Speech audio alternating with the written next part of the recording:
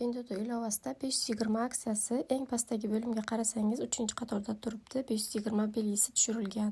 Shu bo'limga kirib, o'zingizga kerakli bo'lgan tovarni qidirib topishingiz mumkin.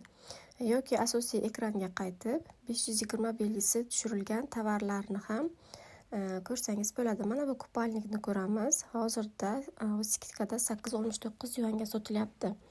8.69 yuan 15 ming so'm bo'ladi. Oldingi narxi 30 yuan ekan. Mana bolalar tapichkasini ko'ramiz. 3.9 yuanga sotilyapti 520 aksiyasida. Bu yerdan rangini va razmerini tanlaymiz. Yuqorida narxi chiqadi. Yana biror tovarni ko'ramiz. Pastiga e'tibor bersangiz 520 yozuvi tushirilgan. Mana bu pijama dvoykamiz. Atigi 308 yuanga sotilyapti.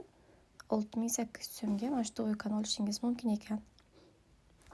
Gapimni real isboti sifatida mana o'zimni kechagi zakazlarim ko'rsataman. Mana 9 yuanga 17 ming so'mga avtomat zondik zakaz qilganman. Juda ham sifatli, ko'rinishi ham chiroyli. Hozirda narxi ko'tarilgan ekan, 14 yuanga sotilyapti.